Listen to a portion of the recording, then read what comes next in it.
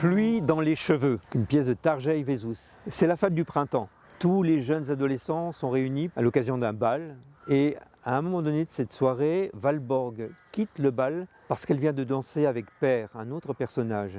Elle découvre un sentiment nouveau et elle a besoin d'errer seule dans la forêt, la nuit, sous la bruine. Björn, son ami d'enfance, lui souhaite qu'une chose, c'est de l'accompagner.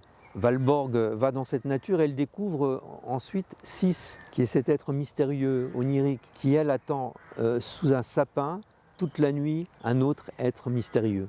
Un peu plus loin, c'est Kari qui court et rêve à Knut. En fait, c'est tout un petit monde qui est chamboulé parce que c'est la nuit où il y a la naissance des premiers émois, dans la forêt, sous la bruine.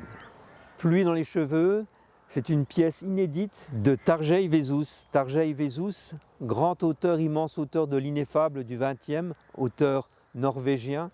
Cette pièce est éditée aux éditions La Barque. En fait, elle est éditée dans un livre tête bêche où il y a d'un côté Pluie dans les cheveux et de l'autre Ultimatum. Tarjei Vesus a cette faculté, c'est de capter à la fois tout l'univers sensoriel de la nature, mais aussi tout ce qui se passe à l'intérieur des êtres humains. C'est-à-dire cette part de mystère, c'est ineffable, c'est secret, c'est silence. Et donc il est à la fois également romancier, poète, dramaturge. Il a écrit notamment Les Oiseaux, La Barque ou alors Le Palais de Glace.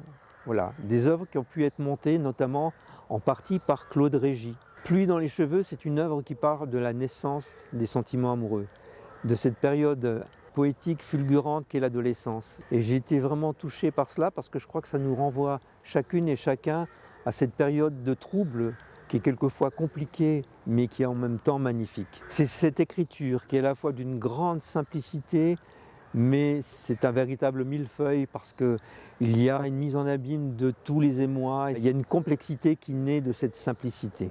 Alors ce projet, il est parti d'un désir comme ça de laboratoire et d'un désir de laboratoire avec des jeunes gens issus du conservatoire de Metz-Nancy. À plusieurs reprises, pendant plusieurs journées comme ça sur des temps durant la saison, j'ai rencontré une quinzaine de jeunes comédiens-comédiennes et on a travaillé autour de Tarjei Vesus jusqu'au moment où s'est opérée la distribution. Elle a été faite à partir des gens que j'ai rencontrés, des personnes que j'ai rencontrées. Sur le plateau, 3 comédiennes et un comédien. Il y a Victoria Fago, il y a Mélina Fago, il y a Roman Vicaire et également Yann Malpertu. Et puis comme je souhaitais travailler avec un petit peu plus de monde, j'ai eu le désir comme ça d'être accompagné en assistanat à la mise en scène par Alexandra Terlizzi et également par Esteban Bidet. Avec eux, j'ai rassemblé des gens avec lesquels je travaille depuis un petit moment, qui sont Guillaume Julien, qui est médecin, et également en costume Jean-Bernard Scotto, en scénographie Sandine Lamblin, et en lumière Nicolas Gros. Avec toujours cet accompagnement précieux d'Amélie Patard pour tout le travail chorégraphique et d'Emma Barcaroli qui est avec moi,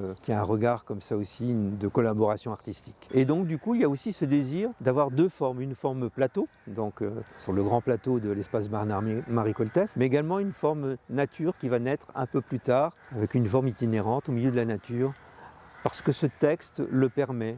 On est vraiment à un endroit du sensoriel et de la poésie profonde et de l'humanité.